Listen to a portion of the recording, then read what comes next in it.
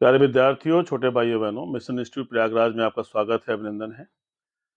आज उत्तर प्रदेश पुलिस 2023 की परीक्षा संपन्न हो गई। इस परीक्षा में बहुत ही अच्छे स्तरीय प्रश्न पूछे गए और कभी-कभी तो ऐसा लगा जैसे उत्तर प्रदेश पीसीएस की परीक्षा के क्वेश्चन जीएस में दिखाई पड़ रहे हैं। प्रश्नों का स्तर निश्चित रूप से बहुत अच्छा था और कुछ प्रश्न तो उत्तर प्रदेश लग रहा था कि दरोगा भर्ती के प्रश्न इसमें डाले गए हैं, जो खास तौर से मेंटल एबिलिटी के नाम पर डाले गए थे। परीक्षा के प्रश्नों का स्तर अच्छा होते-होते हम लोगों ने सभी के सॉल्यूशन भी दिए हुए हैं। चारों सॉल्यूशंस आपके यूट्यूब पर और साथ ही साथ फेसबुक पर, टेलीग्राम पर सब जगह अवेलेबल हैं। उम्मीद करता हूँ आपने उससे मिलाया होगा और अगर आपके 100 नंबर से 100 क्वेश्चन से ऊपर बन रहे हैं सही, तो आप ये मान के चलें कि आप सेलेक्ट हो रहे हैं। देखिए, सिलेक्शन की जहाँ वार्ता हम लोग करते हैं, उसी समय पर एक बड़ी आश्चर्यजनक घटना भी प्रकाश में आने लगी। कल से ही चर्चा का विषय बनी थी। हालाँकि मैंने किसी बात को प्रत्यक्ष रूप में नहीं देखा।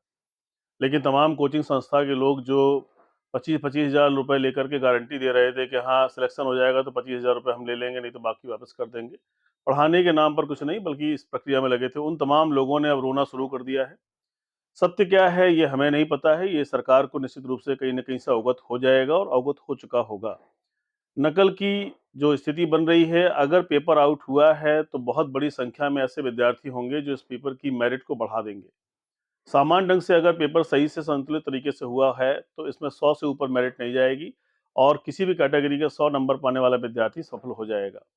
लेकिन अगर कहीं ऐसी कोई स्थिति बन रही है, तो ये जान के चलिए कि फिर 130, 135 की मेरिट जा सकती है और ऐसी मेरिट में फिर सामान्य विद्यार्थियों का, जो मेहनत करने वाले विद्यार्थी हैं, उनका चयन मुश्किल हो जाएगा। लेकिन ये समय हमारे डिस्कशन का नहीं है, समझने का है, सोचने का है, सरकार तक अपनी बात पहुँचाने का है और वो निश्चित रूप तक सरकार तक पहुँच चुकी होगी। योगी सरकार एक लोकप्रिय सरकार है और जिस तरह से उनका नवयुवकों के प्रति रुझान रहता है, समाज के प्रति रुझान रहता है, हर धर्म के प्रति उनकी संवेदना रहती है, तो कहीं न कहीं वो इस बात को ज़रूर समझेंगे कि 60,244 की भर्ती में अगर धांधली हो गई, तो निश्चित रूप से गलत लोग जो है इस व्यवस्था में पहुँच जाएँगे और वो गलत लोग कहीं से भी प्रशासन को सही दिशा में नहीं ले जाएँगे। तो जिन चीज़ों के लिए योगी सरकार को जाना जाता है सत्यनिष्ठा के लिए और सही रास्ते के लिए, उसको उन्हें अपनाना चाहिए और उन्हें उस अनुसार कार्य करने चाहिए। अगर ज़रा भी कहीं संदेह है, किसी भी मीटिंग का पेपर गड़बड़ हुआ है, तो पूरे पेपर की परीक्षा प्रणाली को रद्द करना चाहिए, नए सिरे से पेपर कराने चाहिए।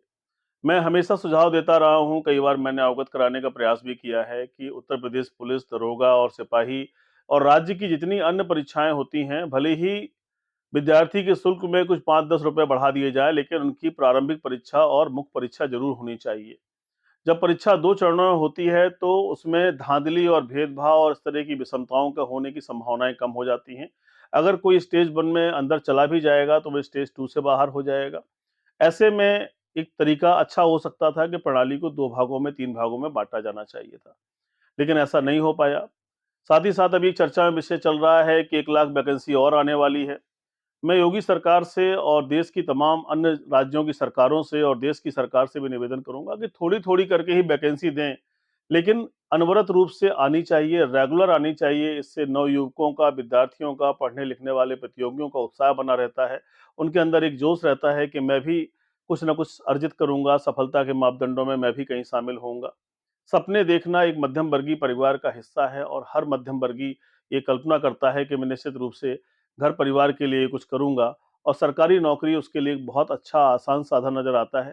क्योंकि आय के संसाधन नहीं हैं, इतनी आर्थिक स्थिति मजबूत नहीं है कि रोज़गार के लिए कोई दुकान खोले या कोई व्यवसाय करे और सिर्फ़ पकौड़ा बेचने से सारे काम संभव नहीं हैं। ये बात बिल्कुल सत्य है कि एक स्वरोज़गार का माध्यम हो सकता है ये, लेकिन जीवन के लिए इसको स्थापित करना, बड़े लेवल पर चलना एक मध्यम वर्गीय परिवार के लिए बड़ा कठिन होता है। ऐसे में उसके लिए सरकारी नौकरी एक बहुत महत्वपूर्ण मुद्दा बन जाता है और सिपाही, दरोगा, लेखपाल इस तरह की जो ग्रुप सी और ग्रुप डी की नौकरियां हैं उनके प्रति उसका उत्साह रहता है। तो मेरा करबद्ध निवेदन है, विनम्र निवेदन है योगी सरकार से कि कृपया इस पूरे मामले पर संज्ञान लें। अगर ये विद्यार्थियों के जीवन से जुड़ा हुआ मुद्दा है तो ज़रूर कार्रवाई करें और जहाँ जो भी चीज़ें हैं उन पर एक ऐसी व्यवस्था को जन्म दें जिससे एक निष्पक्ष कार्रवाई होते हुए सही व्यक्ति हमारी सेवाओं तक पहुँच सके। तो मेरा उन सभी लोगों से निवेदन है, उन सरकारी तंत्र से निवेदन है कि वो इस चीज़ का संज्ञान लें और यथाशीघ्र इस पर कार्रवाई करें। सभी विद्यार्थी धैर्य का परिचय देंगे और इस बात को ज़रूर रखेंगे दिमाग में कि ऐसा कोई कदम ना उठाएँ जिससे उनका जीवन प्रभावित हो जाए या उनके माता-पिता के सपने टूट जाएँ। आप रहेंगे तो बहुत कुछ हो जाएगा, आप रहेंगे तो हम लोग बहुत कुछ कर लेंगे, जीवन पथ पर निश्चित रूप से आगे बढ़ेंगे। अपना बहुत ख्याल रखिए, धैर्य का परिचय रखिए और चीज़ों को बेहतर करने का प्रयास करिए। जय हिंद, जय भारत।